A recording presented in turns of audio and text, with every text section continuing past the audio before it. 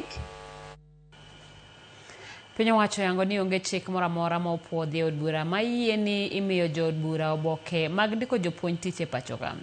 Wach ma kama biro tok weche mane owach kod spika mar od bura mamalo Moses Wetangula malieko ni jood bura uso barupe mag TSC eka gimi joma manyo tich. Jawach elo sirikal Charles Owino wacho ni sirikal onge kod chenro makamago. Nyakidi ni kod ler. Kuna wabunge wetu wengine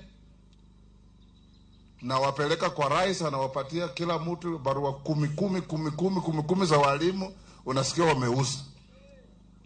Sasa kama mtu hajiwezi, wewe ni night nurse vile huyo mama alisema, na unamuuliza 1400 umpe barua ya walimu apatie mtoto yake, hiyo pesa atatoa wapi? That is immoral, na hatuwezi kukubali uongozi kama huo. Mano kaka spika mar od bura Moses Wetangula nyoloso e romo moro e gwenge ma Imbo mar Kenya.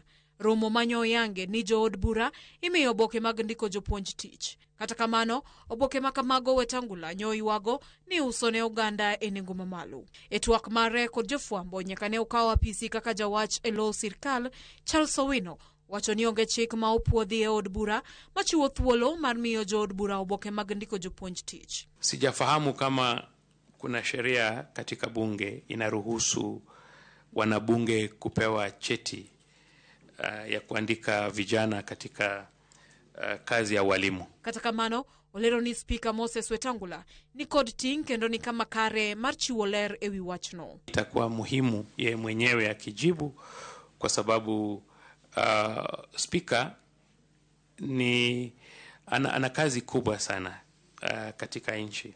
Unajua parliament ni arm ingine ya serikali. So nadhani ni muhimu kama yeye mwenyewe ataweza kujibu kwa sababu alisema na sisi sote tumesikia.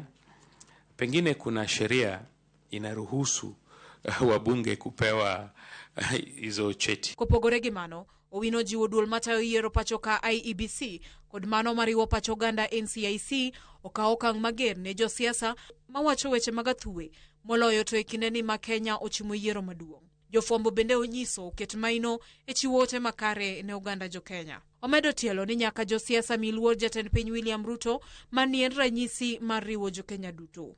Nyaka wabed gi luoro gi chik kuom jotendwa gi jodongwa. Ji nyaka respect office mar ker. Ker ni kanyo kaka ker Ruto, but sani en kanyo kaka president marwa. Dwache maduong' en mondo jo Kenya omi thuolo sirkal masani kinde malong'o matiyo kendo chwalo chenro mag dongruok ma jatend piny William Ruto nosingo e kinde mane omanyo lemo ma jatend piny e higa 2022. Anyalo miyo kata mana example mar thurwa kamwae. Governor wa marwa ma Siaya gimotimo malong'o thurwa onge to wamiye pesa ma sirkal. To ringo piny koluoro gi rombo kowacho ni president rach kendo dwa chung' to ng'e no konyal kata mana mar county no konyal yudo. Koro diverting attention mag jo piny through opposition to ng'ato riambo ok nyalre. Nyakidi, Ramogi TV, Nairobi.